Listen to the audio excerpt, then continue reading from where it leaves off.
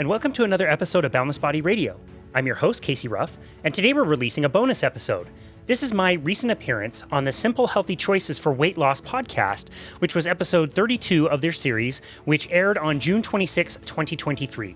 This conversation was hosted by both Dr. Steve and Theresa Hughlett, which you may remember their names because that exact same week, we actually released an episode where we hosted them here on Boundless Body Radio. That was episode 480, and that was released on June 30th, 2023. Like I said, that exact same week. If you haven't listened to that episode, please go back and check that one out. These guys are awesome. I am so glad I got to meet them. I met them at Low Carb Denver 2023. I had signed up to do the VIP dinner on the Saturday night, I believe it was. And I wanted to meet new people at this conference, and I saw them at a table that I randomly decided to sit at, and getting to know them was wonderful. They're such kind people and have such a shared passion for getting this message out. Steve Hughlett has retired his practice and is now working on getting this message out to more people. As always, we love promoting people who take the time to host me and my show. So please go subscribe to them, go follow them. He also wrote a book, which is wonderful, called Your Plate is Your Fate. So be sure to go check that out. I think you're going to get a lot from this episode, and I think you're going to get a lot from the episode where we hosted them. So without further ado, here is my recent appearance on Simple Healthy Choices for Weight Loss podcast.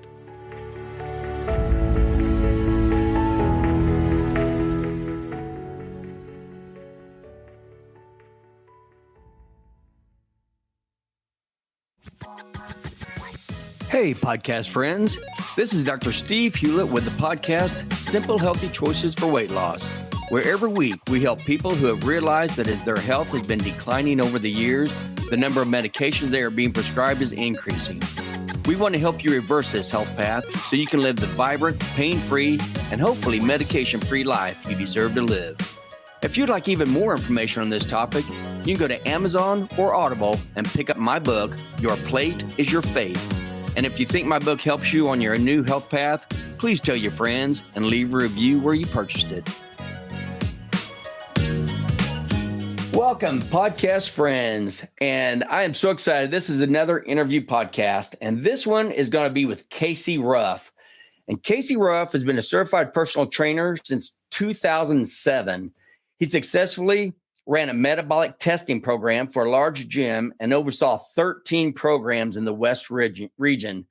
He has multiple certifications as a personal trainer, lifestyle coach, and performance. And so now I just want to kind of basically open this up to Casey. And first, Casey, tell us, what did you do? How did you get into this? And thank you so much for joining us on this podcast. This is going to be great. Man, thank you guys so much for having me. It was so great to meet you in person at Low Carb Denver, and then to see you again at KetoCon. It was such a great time to hang out, and hosted you guys a few weeks ago on the podcast, and just love your energy and love the message that you're putting out there. To see you guys just thriving and kicking ass is such a cool example. You already addressed our all podcast friends, and I consider you guys my podcast friends. So and you as well. It's such an honor to be here with you guys. Yeah, so, I would say kind of like a chubby kid kind of growing up, I knew that it wasn't a good thing that my mom had to buy husky clothes. I just didn't know what that meant. But I also love sports. My dad covers sports here in the Salt Lake City area for a local TV station. So I was exposed to hockey and basketball and baseball. So I played lots of different sports growing up. Hockey and eventually cycling were two of my primary sports that I got into. And I went to college studying architecture of all things, which is ironic because I'm a personal trainer, which by the nature of it means I don't even know how to count to 12. So I don't know how I thought I could handle the math of trying to be an architect. But you mentioned 2007. It was the off season of 2006 in the wintertime that I just needed a place to do some training in the off season for my cycling. And a big corporate gym had just opened up here in the Salt Lake Valley. And so it was kind of expensive, but I decided to check it out. And it was there that I started kind of watching the personal trainers. And I noticed that they were helping a lot of their clients by using heart rate monitors. So not only were they giving them programs and trying them different exercises, that all looked really fun and engaging, but also they were, using technology that I'd been using for several years before that and using heart rate monitors. And before I even started working there, I knew way more about the heart rate monitors that they were selling than their most knowledgeable person on the topic. So that kind of gave me a little bit of an advantage. Funny aside, now that I think about it, when I was 18, my parents gave me a TV VCR combo that I could take down to college with me. And they were pretty upset that I returned it to get a polar heart rate monitor at the time. I don't nerdy. I'd be upset about that at all if my son did that. pretty nerdy. So I had that background, and I went into the personal trainer's manager's office and asked what I needed to do. He told me to get an online certification, which I did. Hit the books pretty hard for a few months to pass my certification, and was hired in March of 2007, and have been very fortunate to have a really great career out of it. We no longer work for the big corporate gym since they put us on unemployment during the pandemic, and kind of the rules of the game for personal training really changed. And so we started our company in 2020 called Boundless Body. It's just my wife and I, and we just train our people and do some nutrition coaching and Pilates and some tissue work. And it's been a great journey. Man, that's great. Now, did you start your podcast right at that same time, or did you do Boundless Body for a little while before you started your podcast? Boundless Body was first for sure. So I always knew that podcasting was the way that I learned about this stuff. So, eventually when I got into low carbohydrate nutrition, started learning about that, it was podcasting that really taught me everything I needed to know. And when I decided that I found something that was really working for a lot of people, that was it for me. Like that was the last day, like I listened to music in my car. That was, right. The last time I read like a fiction book or something, you know what I mean? Right. Like my whole life became obsessed with it. As you guys well know, like find this message is like hidden in plain sight, and it's so wonderful. And podcasting was a big part of that. And so I always knew that I wanted to kind of give back in that way. I had no idea what it would grow to be in the end. But when we started in October of 2020, it was my wife and I that were, going to do a joint interview where I was going to interview her. She was going to interview me. I had so much resistance to doing that interview that as it came time that we set aside to do it, I kept telling her like, let's do one more practice run, play with the music one more time. Like, I don't think we've got this nailed. I'm so grateful for her that she was like, no, we're going to do this. We're recording today, dummy. Like, let's get this done. And so for as cringy as that first episode was, I'm glad that we decided to push record. And that was definitely credit to my wife, Bethany, who pushed me to do it, because I did have a lot of resistance. And, I'm sure you experienced this as well. Like, there's so many other great podcasts out there. There's people that have great messages. It's like, what could I possibly say that somebody else isn't saying? But we forget that all of us have a voice and what I would consider a responsibility to share this message. So I'm glad we started the business July 1st of 2020, and the podcast was like October 1st, 2020. So yeah. Man, and that is wonderful. And so you've already, as of the recording of this podcast, you've already done 471 episodes, 3 a week. That's crazy. I know. That's insane. I know. I can't believe you do that. I know. Yeah, it is. I will fully acknowledge that. I don't know how it happened in the beginning when I was kind of, doing these interviews. Once, got past the resistance of pushing record, I just found it like really fun and really enjoyable. And I just wanted to talk to anybody. And so our first few episodes were, former NBA basketball players. At one point I interviewed my grandparents who are in their 80s and 90s. So they're good examples of longevity. And, I interviewed Dr. Bill Schindler was one of our first guests. And I'm so grateful for people like him and Dr. Sean Baker and Dr. Ben Bickman for saying, yes, I will be on your podcast. I'm so grateful that they would take time to come on a show that at the time we didn't have listeners or an audience or whatever. And I just kind of settled into the cadence of just doing releases Monday, Wednesday, Friday. And I have yet to get sick of it. And maybe one day I will, but I think it's really fun. So we're just keep on that cadence. I think it's absolutely wonderful. I'm so glad you're doing it. And we were the same way you were. I first started looking into all this nutrition and everything when I was asked to do a talk over for the pediatric seminar over at the hospital that I worked at before I retired. And I put together a talk. And then I thought, well, let me go back and see if there's anything new in nutrition in the literature. And it was amazing, all the stuff that's out there. And like you said, it's hidden in plain sight. Anybody could find all this stuff, but nobody's looking because all they hear is what they hear on television commercials and from drug companies and food companies and sugar industries. And they're all telling them, eat horrible things that will kill you without saying those words, Yeah. It's like, I wanted to do everything I could to get the word out, just like you're doing. Is like, that's why I wrote the book. That's why I started the podcast. And that's how we found you. And it's been wonderful ever since then. It is. It's so wonderful. And it's cool with podcasting that like you understand that there's no limitations or rules. Like, do you want to do an 8-hour episode or a 30-minute episode? You guys have done so many different formats. Steve solo, the two of you talking together, which is still my absolute favorite episode. Ours too. Interviews like this, you can put out a message.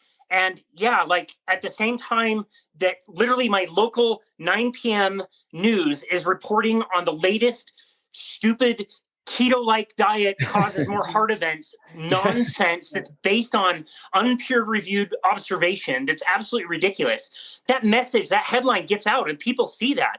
Podcasting is a way to kind of counter that. And like, you're right. We live in this really cool time where if this matters to you and you're in really poor health or you want to get out in front of this, there's not really a lot of limitation on where you can find information. You can dial up so many great podcasts that will get you on the right track and will give you a counter message to what's being promoted in the mainstream media. So hopefully, more people understand that and realize that health is their own responsibility. They shouldn't be waiting around for the government or the medical system or the food industry to really come and save them and give them the right information. It's not their job. It's not their responsibility. But people should feel empowered that there are ways to get good information.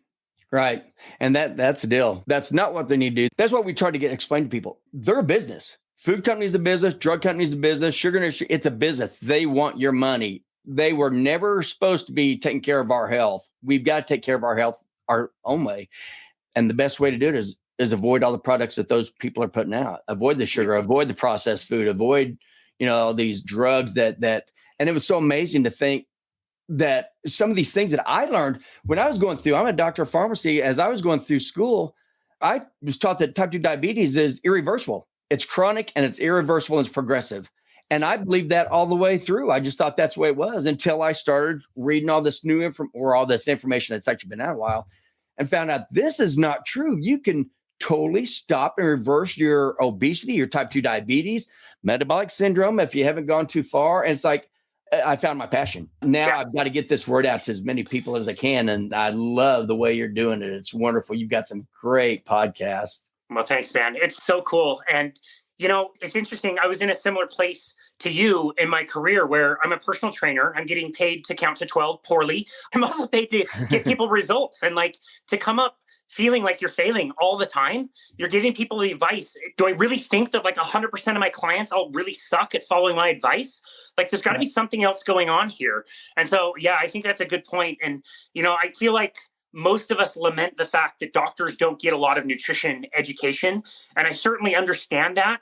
But I'm to the point now where I don't want doctors to get more education because if they do, it's going to be the wrong thing. It's just going to entrench them even more in the wrong message. We need people like you to go out and learn it on their own, to be sick of, the system and sick of how you're feeling personally with your own health. And it's such a cool theme with so many doctors like yourself out there who find this message. They had to find it on their own because it wasn't taught them. But if they were taught more information, it'd be the wrong stuff anyway.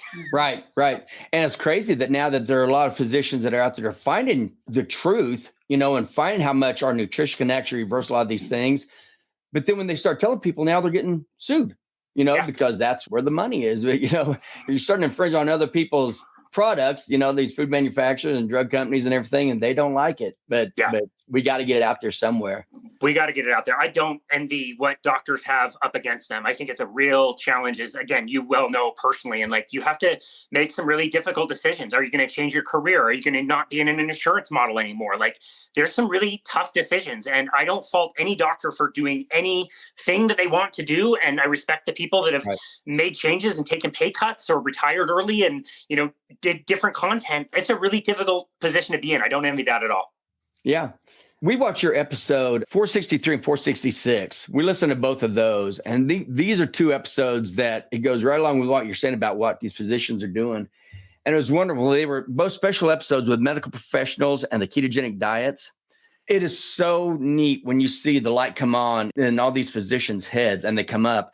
And one of the biggest ones that stood out to me is the doctor, and I'm sorry, I don't remember her name. It's a lady. Yeah. Do you remember her name? Like she graduated from school in 2015.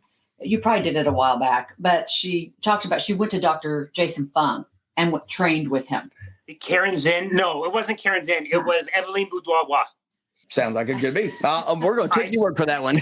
Maybe that's why we couldn't remember her last name. I don't practice French. I had to practice that a long time to even be like kind of close. So. I remember you saying that at the beginning, so it was her. But it was it was so neat that she, and I've heard this from other physicians too, and a lot of them that go to our conferences, but just my friends also talking about they're giving all this advice on how to treat type 2 diabetes and giving the insulin and giving all these drugs that increase your insulin, and all the patients were getting worse. They're coming in worse and worse. They just go from oral medications to injectable medications, and start increasing the amount of insulin they're going to get. Now this crazy Ozempic that they're going out and publicizing and all the horrible things about that. And they aren't telling people about all the horrible effects of this.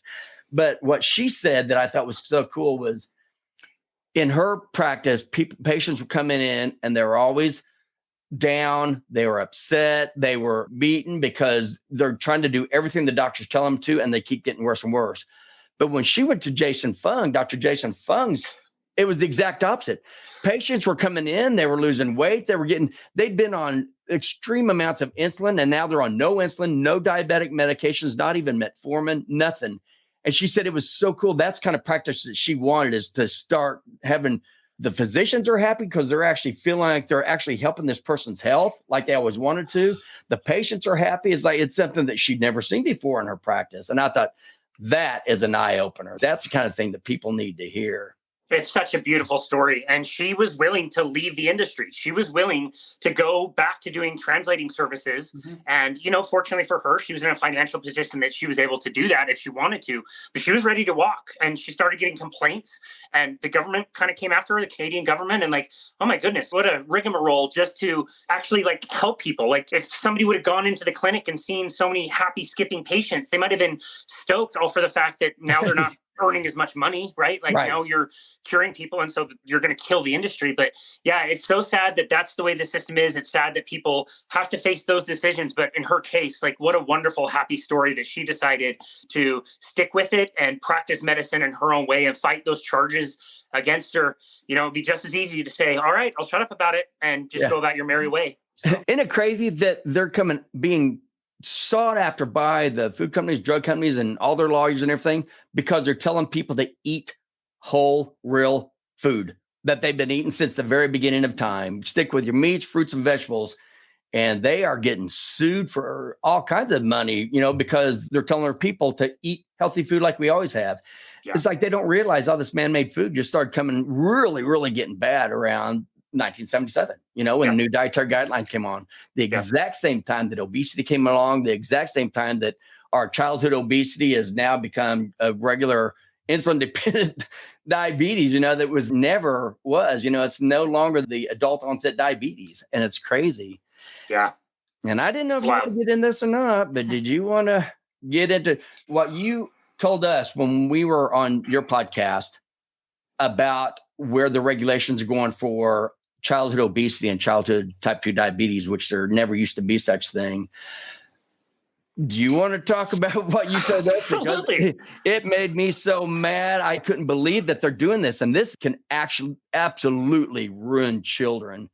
I wanted to get you fired up. I wanted to you did. You did it. Good. That's great. Oh boy. So it was January that the American Pediatrics Association, if I'm not mistaken, made new recommendations, and it was covered on a very, very popular mainstream podcast called, what is it called? The Drive? No, it's not The Drive. Excuse me. The Daily. I think it's the New York Times that does it. And somebody sent this to me because they couldn't believe what they were hearing. And so I turned it on and listened. I told you guys, I've listened to this 5 times, literally, because I keep thinking no, I didn't hear that. I must have misheard it, or maybe it was out of context. Let me go check this out again. And as you and I were talking off air, this will sound like it was chronological in this short episode, but it really wasn't. It just kind of skipped around. But to be able to identify the problem of what's going on, with our general population, especially our children, obesity is a huge problem, is what they're saying. So it wasn't really a problem in the 60s. It started to become more and more of a problem in the 70s and 80s. We did studies even in schools where we went to different school districts. In one school district, we did everything that we thought would benefit these kids. We taught them about exercise. We gave them more fruits and vegetables. We observed what happened for a period of time, however long it was. There was no difference between that school district and the control. So from that observation, among others, we have decided that obesity is such a big problem. It's increasing. We need to really nip it in the bud. Therefore, and this is where it all turns. Yeah. Therefore, at age 2, we're recommending, I think it's 26 hours of some type of counseling. They said it would be not really covered by insurance. It was for the 2-year-old, which I don't even know. What kind of therapy do you do for a 2-year-old? I don't shock therapy on the kid. Really. a donut or a Twinkie or something. I don't know. So that could start at age 2. By age 12, the doctors are recommended to prescribe Ozempic or other, this new class of weight loss drugs, kind of converted from like a diabetes drug over to a weight loss drug that kills your appetite. And by 13, they're recommending bariatric surgery. And even in the episode, like the host is kind of like acknowledging like, wow, that's kind of like a big deal, like bariatric surgery. And the guest is like, yeah, it's a really big deal. We need to really consider this because the child's stomach is never going to go back to what it was before. This is, a one and done kind of a thing. And we're going to alter this for the rest of your life. But this is how important we think this problem is. How do you identify the problem perfectly and not think that maybe something else is going on? Like, do you think maybe something changed in the 50s and 60s and 70s that developed this problem that's not just like fruits and vegetables and exercise? Like, it's so insane what they're recommending to kids. And it just seems like every few months they double down on some stupid recommendation, or there's another new study that says low carb diets associated with this. You read how it's done. The studies are terrible. You read what they're measuring. It's not even relevant. It's a food study that they did 13 years ago where they asked somebody what they ate once for a year, average or whatever. And then we go back and say, okay, well, this guy had some red meat. We don't know with what, but we're going to say, oh, since there were 2 more heart attacks in this group than there were in the control, then this group that had red meat is dying and will die of heart attack. It's so insane. It is. It's insane. And it's so sad because they're trying to say that they think maybe there's a genetic component to this, even though we never, ever saw type 2 diabetes in children before the 70s. Even when I started practicing in 92, we didn't see it very much at all. And now all of a sudden we're seeing it. It's like if all these things happened since around the 70s, and that's when our new dietary guidelines came in, and that's when our obesity rates, our type 2 diabetes rates, all that metabolic syndrome, they have skyrocketed since then. Why are they so against putting the two together and say, oh, maybe this is because of what they eat, what our children eat and everything? And so I actually talked to our endocrinologist or her dietitian, and she actually told me that, yes, they know that this is because of the food that they eat, but people don't want to change the way they eat. So instead they have to do this. Well, now they're doing this like the Ozempic, which, yes, it does keep food in your stomach for a little bit longer. That's why your body actually produces this normal hormone. But it also increases your insulin levels, which is the whole problem with this anyway, is keeping our insulin levels high. And that's why when they give them the Ozempic, they say, here, you're going to be on this for the rest of your life. It's like, of course, you're going to be on the rest of your life because it continues to make your insulin be higher than it should be for longer periods of time. So we are actually making your type 2 diabetes worse with this medication. But hey, if it makes you where you don't want to eat as much, which is the same thing they could do with just eating meat. Eating meat and fat, and that will stay in your stomach for a longer period of time. That'll keep you satiated for a longer period of time. And they won't do this. They're going to go Ozempic. And now they're going to say, and if you're 13 years old, we're going to cut out part of your stomach. You will never have it the rest of your life. And they're acting like this is a great recommendation instead of just saying, why don't you just get away from man-made processed food with the box, bottles, bags, and cans and just eat the nutrition that we used to eat all the way from the very beginning of time? Yeah, I'm sorry. That's why you got me riled.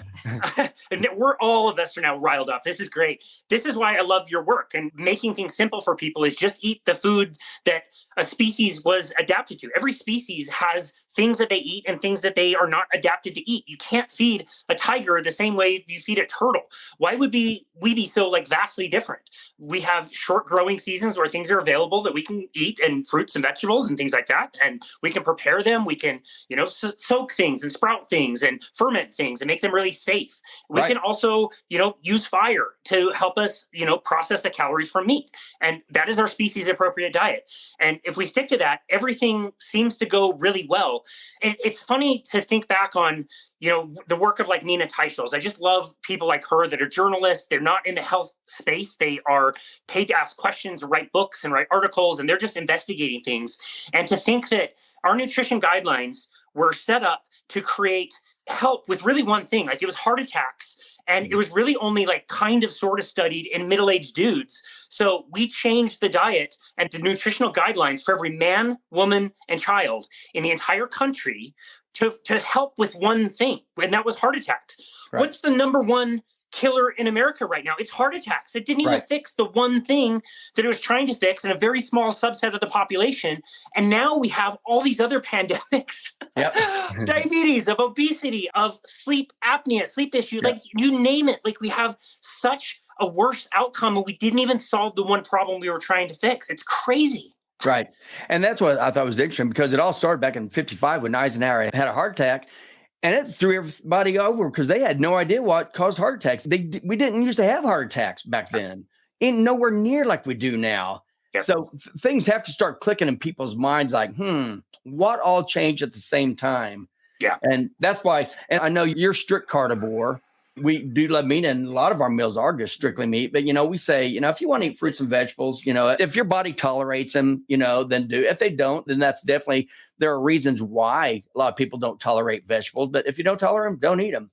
Yeah. But still, any of that, even the worst meat you can get from a grocery store, and the vegetables are going to be way better than anything you're getting down those middle aisles. And then, box, bottles, bags, cans, packaged meats, all that crud that is killing. And it's killing the whole world because we're sending these off to all these other countries too. Yeah. It's crazy. Yeah. I couldn't agree more with what you said. Our food system, when it comes to animal products, is very high quality. And I align myself with the idea that buying your meat, if all you can afford is buying something at your local Walmart, it might not be local to you, but it's local to all of us. It is local, USA produced. It is a very high standard.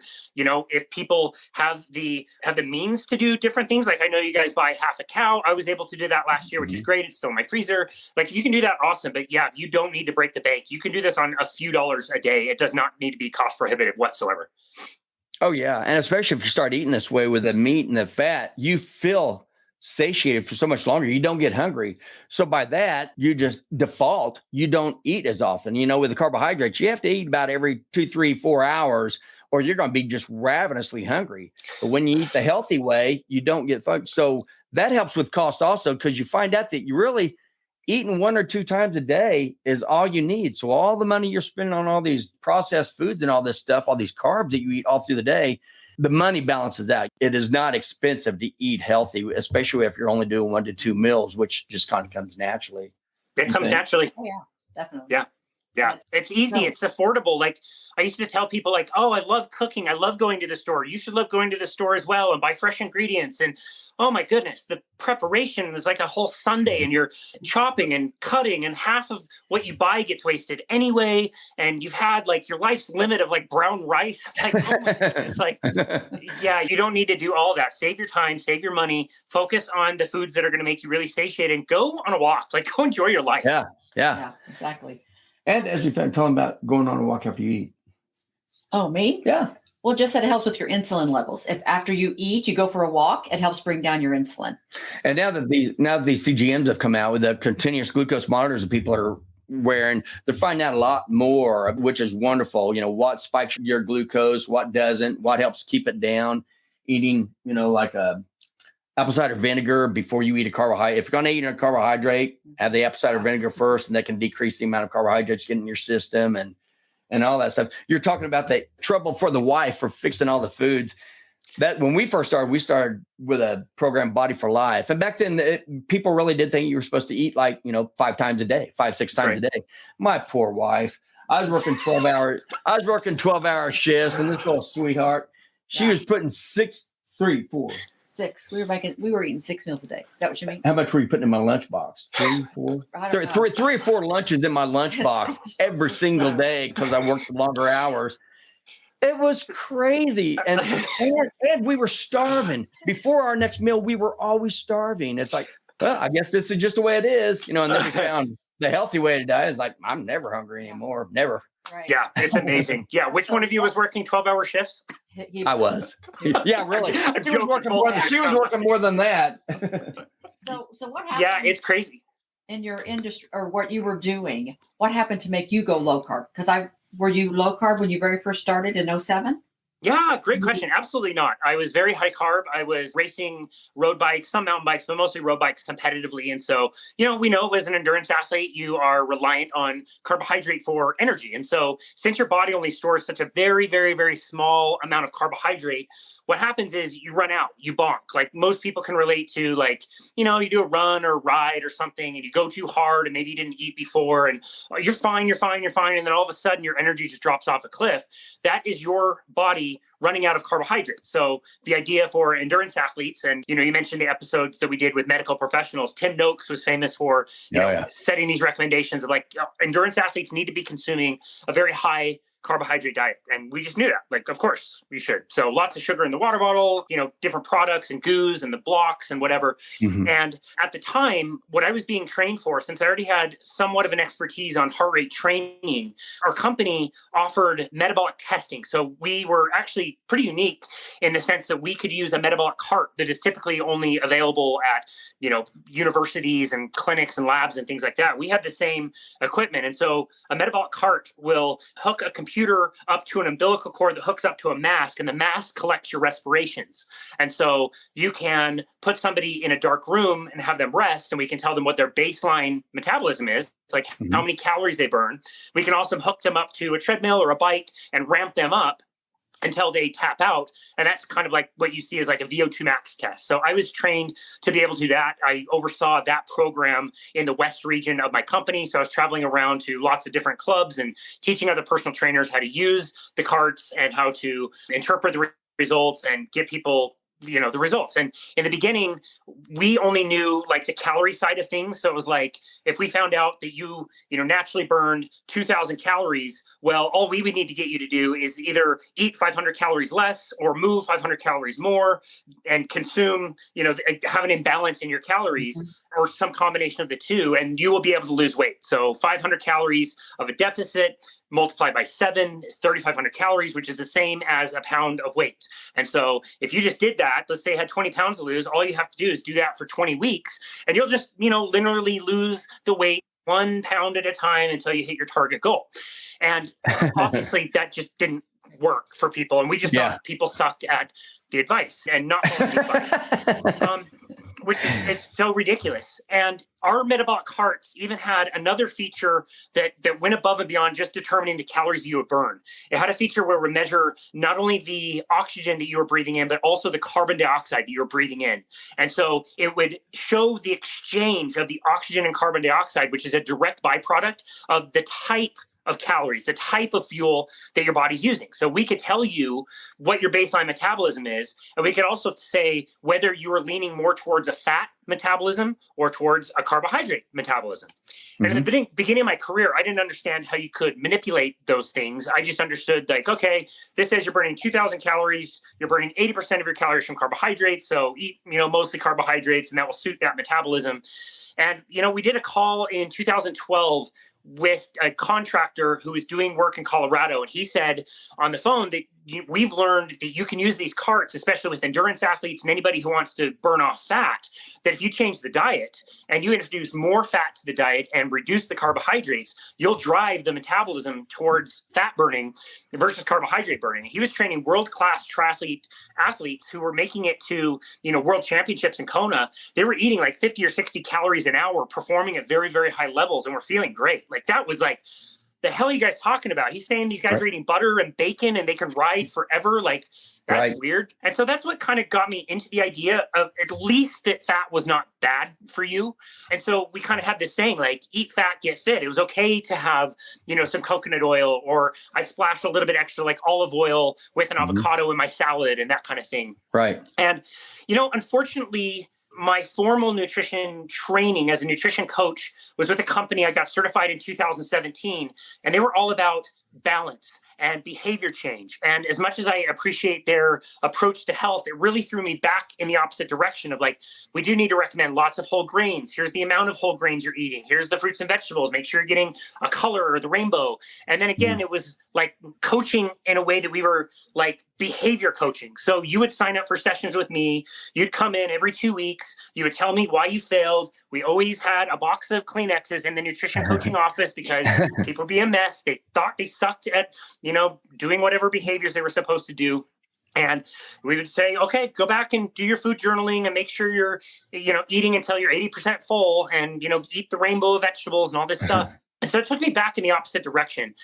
And so with a combination of understanding over time that we could really shift somebody's metabolism by using these carts and by changing the diet and saying like, no, you actually really should stay away from the grains and vegetables, and you should include more fat and protein in the diet. We could get your metabolism not only at baseline, we can make it be higher than normal of what it should be. If you started doing fasting or you started doing low carb diets, people had metabolisms that were running really, really high, and they were running hot as far as fat burning. These people were chewing through 70, 80, 90% of their calories from fat and saying like, I can go ride fasted. I never bonk. I don't know what's going on. Like, why am I not having a drop off in energy? So, or being starving to death.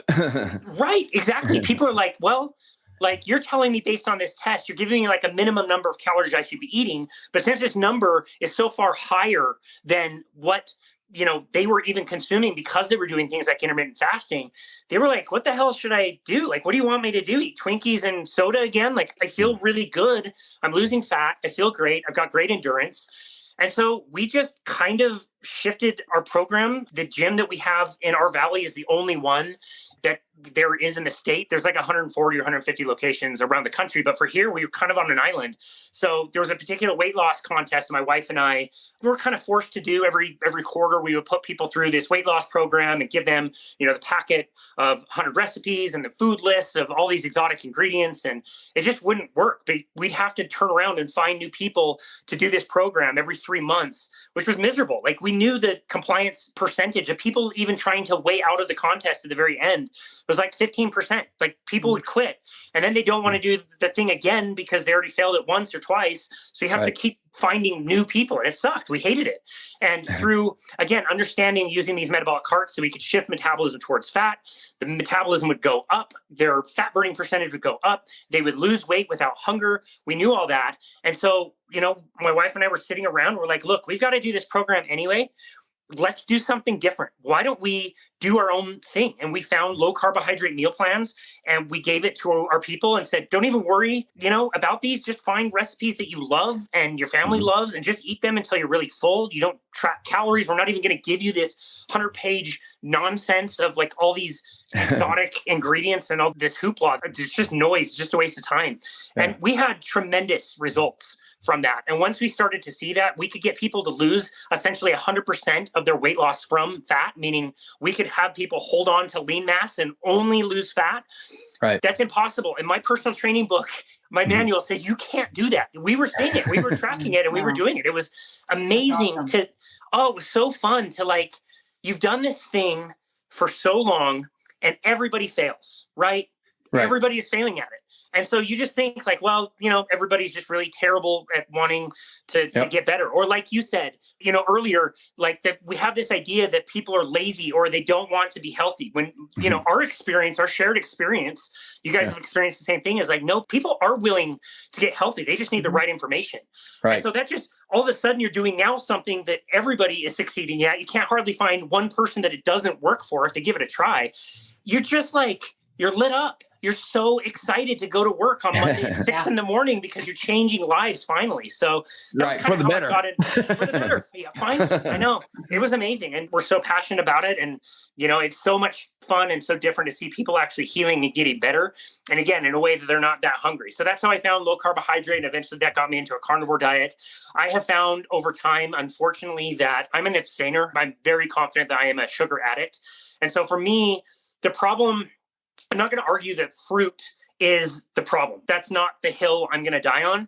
But I know for me, if I eat the fruit, that's going to lead to the donut kebabs I was telling you about when we did the other episode. I personally am going to get really hungry and I'm going to seek out sugar in other places. And that's going to really affect my mentality and my anxiety. So I think a lot of people can moderate, and that's wonderful. They don't need to be strict carnivore. But for me, it just works a little better.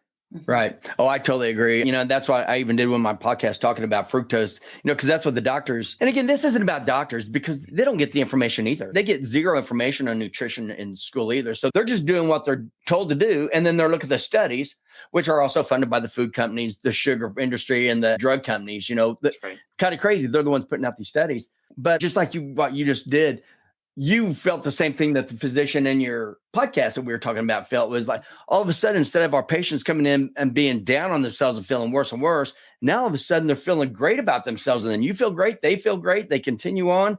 And it's like, it's crazy that it's so hard for us to try to get that feeling through everybody, get this information out there to everybody so they can understand it.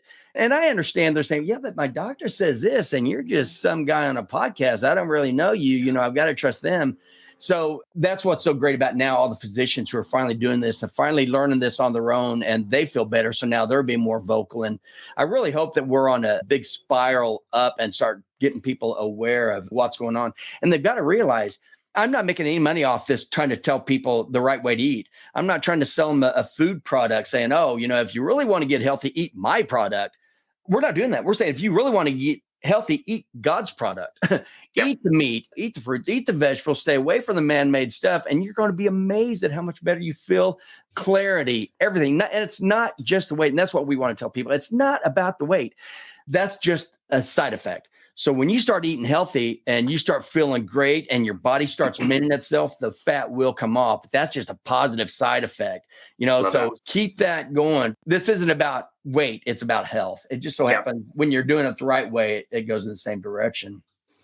Yeah, I love that. No, that's wonderful advice. And I think people need to see that if you think about it as a business, the medical industry, the food industry, it's just a business. And to be a good business, you need to have a customer, and you need to have them for the longest amount of time. So you need to keep people alive. You can't kill your people, but you need them on really, really early. So we found all these treatments and pills that we can get you on as a child and keep you alive until you're 80 or 90 suffering.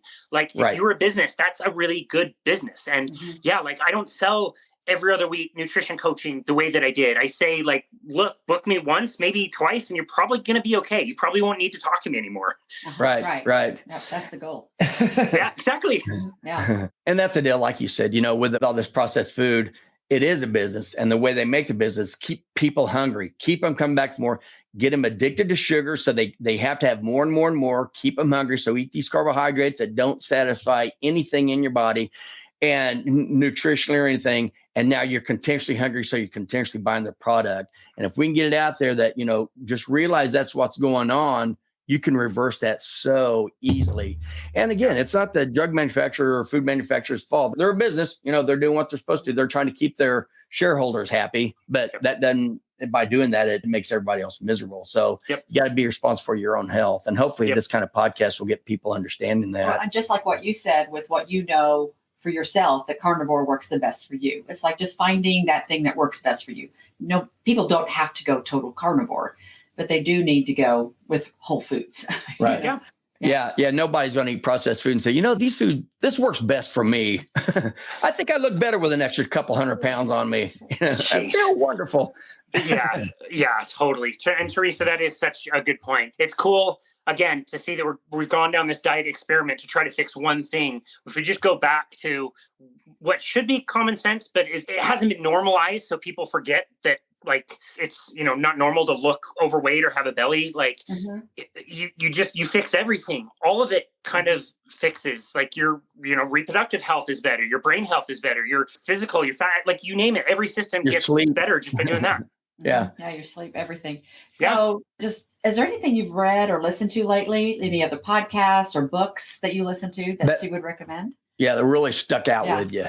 Oh, yeah. I'm constantly trying to keep something in my ears. I'm always relearning things. I'm a slow learner, clearly, from my story of using these metabolic carts since 2007. I didn't get into low carb, really fully keto low carb until 2018. Tells you everything you need to know about slow learning. I just finished, it's not new, but I just finished the book, The Case for Keto, from Gary Taubes, which is just such a wonderful book and talking about the history of sugar and processed foods. In preparation for this, I'd listened to a few episodes of your show, which I actually never miss an episode. Your episode of the history of processed foods is really fantastic. So I just try to get as much information as I can, even though, I'll listen to things 2 or 3 times. Mm-hmm. My favorite book from this last year has been Jane Reese Buxton's book, The Great Plant-Based Con. I think is a wonderful, wonderful book that more people can be reading. She did an amazing job writing doing it. She's not carnivore. She eats lots of plants, but really makes a very thorough case that like the plant-based message itself is quite harmful. And it's really masterfully done. She's got tons of citations with a bunch of all of our friends in the low carb world. And it's a really well done book. So that's been probably my favorite book to come out in the last, year or two, besides, Toxic Superfoods and Brain Energy by Chris Palmer have also been amazing. So I try to keep those at the top of mind. Yeah. So we had listened to your podcast with that lady and she talked about that book, or you brought it up. And so I actually just got it. I started it yesterday and it is very good. Yeah. It's really, really good. Yeah. Part of it. Go ahead. No. Well, I was just going to say, like, part of what she does really masterfully that I really appreciate, and we went over this, I interviewed her last summer, and we talked about how she did this, is she had two contrasting chapters. And one is, here is all the things you could potentially get too much of if you're eating a plant-based diet. And here's a potential list of things you won't get enough of. And so it's really interesting to say like, oh, wow, you're going to be malnourished in all these different ways. But also you got to be careful that you might overload yourself on all these other things. And again, it's not to say that, somebody can't eat plant-based. It's just they need to be aware of some of these things because that message, the plant-based message is really, really powerful. They make really expensive and very well-produced movies like The Game Changers that has tons of financial incentives behind it. And people just think like, this is the best thing I can do for myself, for, the ethical treatment of animals and for the planet's health. And none of it is true. And she does a great job in that book showing that. Yeah. Yeah, that's great. I can already tell. And that's something else that I don't think people really think about is plants. We're all made to survive in our environment and plants are made to survive in their environment. So part of the things that they have to do to survive is they put out these phytotoxins, these toxic things like oxalate crystals and everything on their leaves because they don't want animals come and eat them and destroy them. Or like the thing that I think people can understand is like a banana, a green banana. Green bananas are very, very bitter. Nobody likes to eat green bananas. And that's for a reason. Nature makes that way because the seeds inside are not ripe yet. So they don't want animals eating that yet. Once the seeds on the inside get ripe, now the banana becomes ripe. It tastes good. And so now the animals eat that. And, by process, they're going to be spreading the seeds all over the place. So it keeps them going. But what we need to realize is when you're eating the vegetables, you also are taking in those phytotoxins. Some people can handle them. Some people can't, but that's something that people don't think about. So you don't want to just go willy-nilly with them. If they don't cause you a problem, then feel free to eat them. There are lots of vitamins and minerals in them, but if they do cause you a problem, you don't necessarily need those either because you really can get other vitamins and minerals out of just animal meat with the protein, the fat-free energy source, protein, because you have, 20,000 different proteins in your body, all made up of amino acids, some as long as 27,000 amino acids long. I mean, you need the protein and fat. By far, our bodies were made to burn fat, not carbohydrates. That's why we have fat all over our bodies, all over our subcutaneous tissue. And like you said, just a tiny, tiny little 10% of our liver is our carbohydrate store. So that's right. You got to stop and kind of break down and think common sense. Like, well, that makes more sense. I do understand why I can use fat for my fuel instead of this little bitty carbs. It's going to make me starving as soon as those stores are out. Yeah, so I love the way you look at all that. Totally. Yeah. And you know what? There's other things you can do. Like you can sub out different plants for other plants. You can eat them more seasonally. You can prepare them in a different way. Like we've had some, wisdom around this stuff for a long time in cultures. There's a reason why most cultures have maybe a spinach dish, but it's also served with like a cream sauce that has some calcium in it or something. Like those two things can help each other and help you absorb the right things and block the wrong things. And so, we can just be smart about it. And if there's an awareness there, it would be so much more helpful for most people. They wouldn't be doing themselves a ton of damage. It's funny that you mentioned the fat thing. My wife was able to do a cadaver dissection course last year.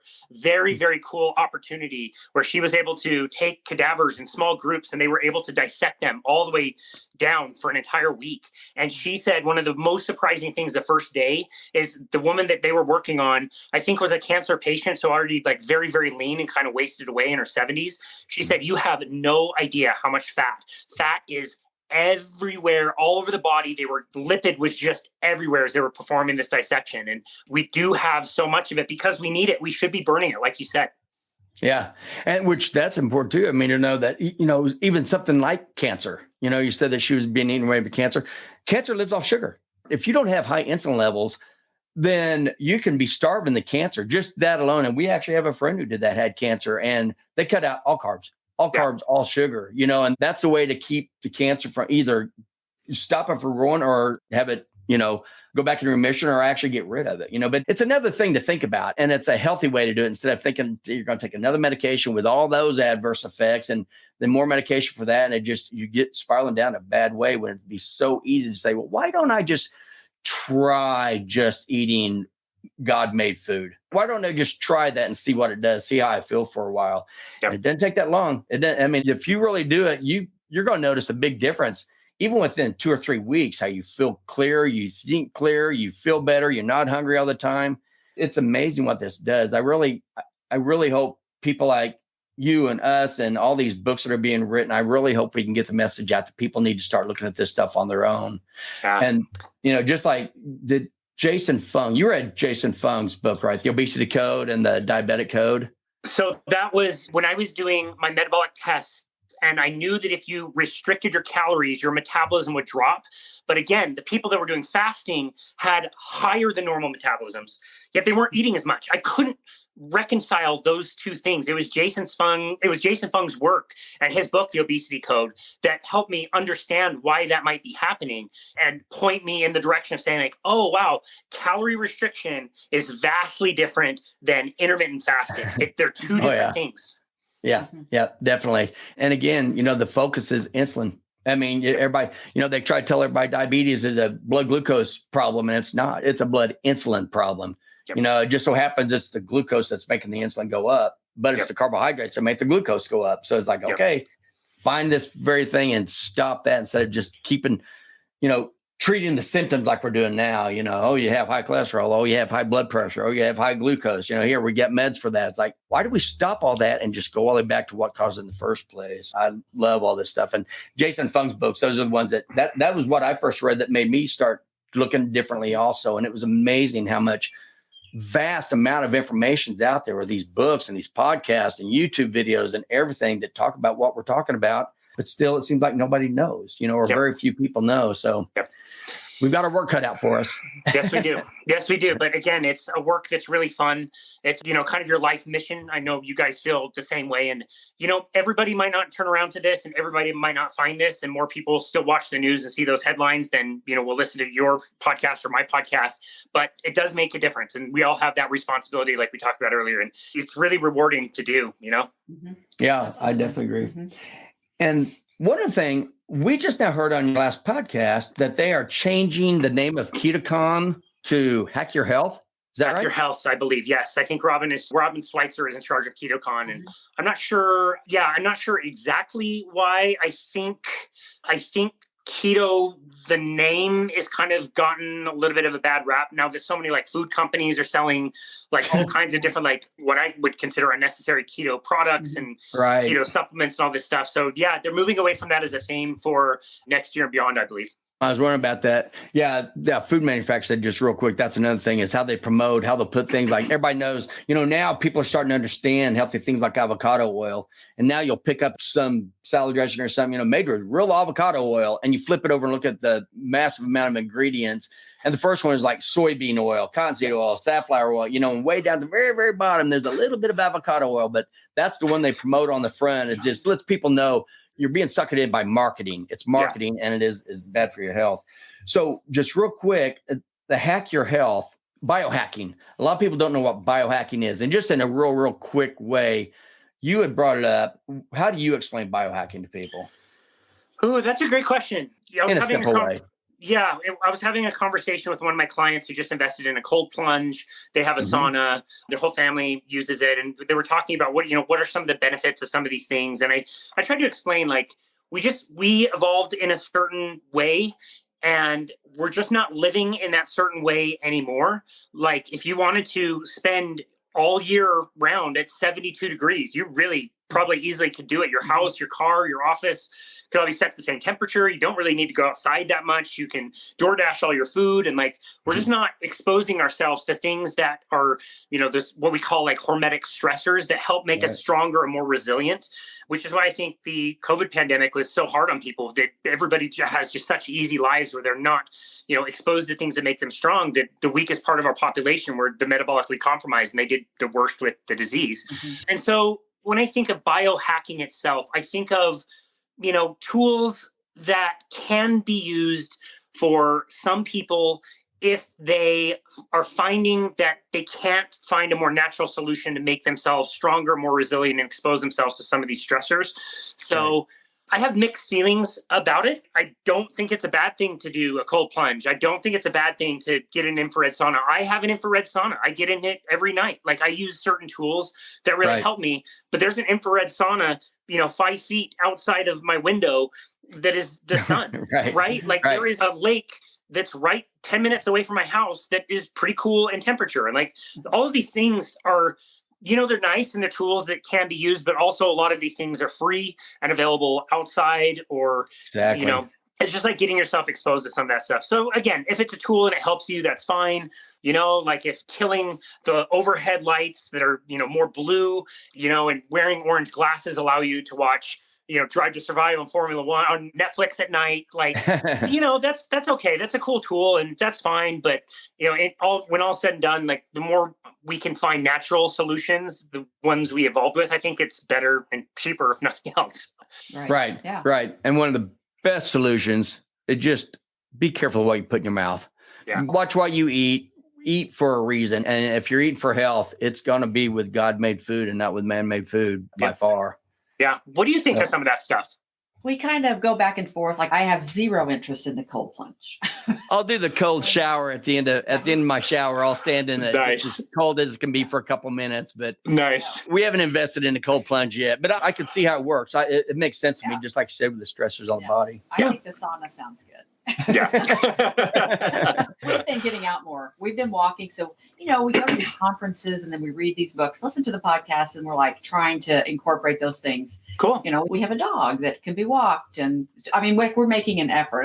It's kind of weird, how you're like, we try to be so healthy and it's like, oh, we should probably go walking and be outdoors more, just super simple, so we're trying to do things like that. Cool. And a sauna would be nice, but that's just, haven't done that yet. That's great. I think walking is the most healthy exercise you could possibly do. More people should do it. It's accessible to everybody. If you're out in the sun, you are developing your very best sunscreen that you could ever develop, which is a nice tan. It's not a good idea to go get burned. Don't take a vacation in, July in Florida when you live up in Toronto, unless you have like a good base, you're going to get fried. That's a totally different thing than exposing yourself and developing a good tan. So that's great. You guys are building those habits. Yeah. You just start small and start to incorporate things and see how it feels. And maybe you increase your steps one day. Yep. An example that I give from time to time is like when step trackers first came out in like 2012, we were doing challenges and trying to see who could walk more than other people. And I started that year parking at the furthest spot of the parking lot that I could find. I never stopped doing that. That was 10 years ago. I still do that. How many steps is that every time I get out of the car? That's added up to be miles and miles and miles. So little habits like that could really make a big difference. Yeah, exactly. Yeah, we do that same thing. We think we'll leave those closer parking lots for the people who are not capable of walking across a parking lot for whatever reason, whether it's trauma, whether it's, something bad to their body their whole life, or whether it's just obesity from eating all this processed food. I'm a one-track mind. That's awesome. Well, is there anything that you would want to talk about that we haven't talked about? Anything that you feel really strongly of letting everybody know? No, not really. No. This has been a really fun conversation. I think we really covered a lot of different things that people could try. I think the one thing you guys and I discussed on our episode was the importance of resistance training and trying to find some simple ways to add that in, whether that's, body weight like you guys talked about, or doing some bands, or just finding simple ways to, challenge your muscles. I think is a good idea from time to time. I don't even think you need to do it that frequently, but mixing that in along with, keeping things simple the way you guys do and the way you guys promote with the God-made foods, I think is fantastic. And I think all of us we can find something. There's always something we can do to take a step in the right direction. And at the end of the day, it's your health, it's your life, it's your energy, it's your ability to play with your kids and your grandkids and your great grandkids. And it pays you back. Like, it's worth it to do some of these things. And it's not that difficult. It can be very simple. And hopefully everybody out there understands that you're not alone, and there is support and there's help, and you can do it. You can make a difference. That's exactly right. And there's a big difference between just quantity of life and quality of life. So, there's a lot of people you see that, well, they're older and they've been eating this way their whole lives. Like, yeah, but how many meds are they on? How many times to the doctor? How many times to the hospital? I want to avoid all that. Yeah. But anyway, do you have anything? Fantastic. Let our listeners know exactly what you do, what your business does besides just podcasting, and then how they can get hold of you. Yeah, of course. So my wife and I, like I said, started our company, which we call Boundless Body LLC. Bethany came up with the name for the business, which I fell in love with immediately. We love the idea of boundless energy, boundless life, no limits to what you are wanting to do. And so we're a small personal training company primarily. We deal with health and fitness. I am a personal trainer and nutrition coach. Obviously, I specialize in low carbohydrate, keto, and carnivore diets. My wife does more. She also is a personal trainer, but she does Pilates. We do that on site here at our house, which we built our basement during the pandemic into be a personal training studio and a Pilates studio. She also works with people in person with myofascial work. So people that are in pain of some kind, have injuries. She does tissue work with people to help get them out of pain and does really wonderful work. I see miracles happen all the time with the kind of stuff that she does. So we work with people in person. We work with people virtually, people high risk from all over the world. I've got people that I trained now for almost 3 years that I've never met in person, that we do, virtual workouts. I did one today with somebody in Virginia, which is great. And we also offer complimentary 30-minute sessions for anybody out there who just wants to chat. It could be about anything, if nothing else, just to introduce yourselves, say hi, or we could talk about health or fitness or nutrition. The main hub to find us is our website, which is myboundlessbody.com. And one of the first things you'll see there is a book now button, and people can click on that and again, book a time. It'll be set up in your time zone. We're synced up to our personal calendar. So to make sure it'll be a time that I'm available and we can chat. We do those all the time. But yeah, that's the main hub where they can find our social media. They can find our podcast. Anybody can reach out and message us there. I was somewhat consistent with writing a blog that turned into a monthly newsletter, which turned into, this is very time consuming. I don't like doing it as much. So you can read past episodes of that if you like. But all of that is found on our website, which is myboundlessbody.com. Awesome. That is great. And Casey, it has been wonderful getting to know you, to meet you. And I guarantee we're going to be keeping in contact the rest of our lives. It's wonderful having the same mission. Absolutely. It really is. So much. Yeah, it really is. I'm so grateful that I decided to sit down at a random table with these random lovely people. We had a wonderful chat over dinner, and really love your work. And it's such an honor to be here today. Thank you so much. We love your work as well. It's great. That's right. We do. Keep it up. As long as your body will let you keep it up. That's a lot of podcasts. Can't stop. Yeah. All right. Well, thank you so much. And again, this was Casey Ruff, and a wonderful interview. Thank you so much. And thank you so much for listening, and have a great week. And remember, make simple, healthy choices to live a quality life. If you enjoyed this podcast, please hit the subscribe button below and be sure to tell someone else who may want to change their health path as well. And don't forget, you can also purchase my book, Your Plate is Your Fate, on Amazon or Audible. And if you do, please leave a review.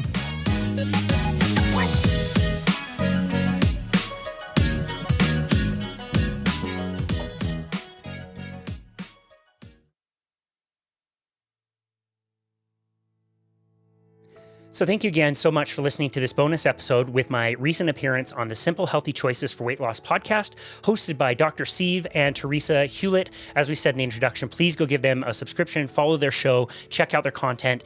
His podcast is wonderful. Not only does he do interviews like this one, but he also does solo episodes where he explains a topic, and he does those really quite well. You will definitely get a lot from his podcast. So I really recommend checking him out. While you're there, be sure to leave him a rating and review as well, so he can get his message out to more people.